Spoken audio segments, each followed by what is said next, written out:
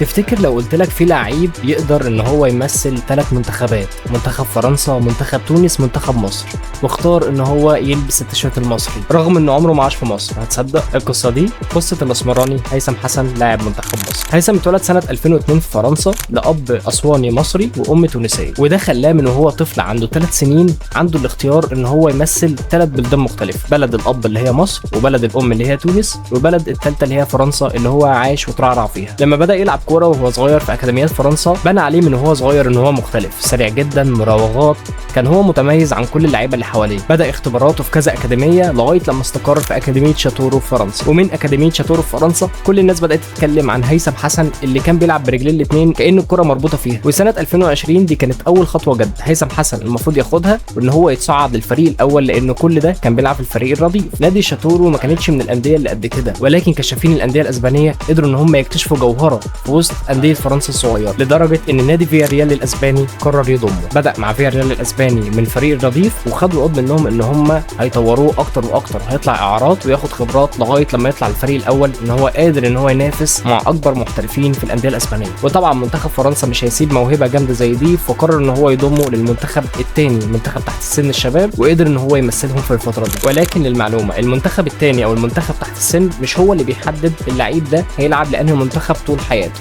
هو اللاعب ممكن يلعب لتحت السن المنتخب، والمنتخب الاولاني يقدر ان هو يختاره. هو عنده 3 اختيارات: فرنسا، تونس، ومصر. والمشكله انه بعد الفتره دي ما كانش بيصرح اي تصريحات، هو كان بيقول ان انا عايز اركز على مسيرتي المهنيه في الانديه، وما كانش بيقول ان هو عايز ينضم لفرنسا او تونس او مصر. وفجاه قبل تحضيرات 2026 هيثم حسن يقرر بكامل ارادته ان هو يمثل منتخب مصر، وكابتن حسام حسن المدير الفني لمنتخب مصر يستدعيه المعسكر علشان يبقى واحد من ضمن التشكيله اللي رايحه كاس العالم في امريكا. هيثم حسن بيحب والده الاسواني، وعلشان كده حب ان هو يمثل منتخب مصر، فمصر هي الاقرب لقلبه. ولكن واجهت هيثم مشكله كبيره قوي، ان هو عاش طول عمره في فرنسا فمش بيعرف يتكلم مصري، فكان اندماجه مع اللاعبين المصريين ما كانش على اعلى مستوى. فعشان كده كابتن حسام حسن ما كانش بيحطه في التشكيله الاساسيه، بالرغم ان هو عنده خبرات كبيره جدا، بالرغم ان هو اول لما نزل في اول ماتش ليه في كاس العالم في ماتش استراليا قدر ان هو يعمل هجوم كبير جدا، قدر ان هو ينقل الملعب كله ويفتح مساحات، وان هو يضغط على الفريق الخصم ويخلق فرص. ودي كانت القصه كامله للاعب هيثم حسن، واحنا مستنيين ان شاء الله في المستقبل ان هو يضيف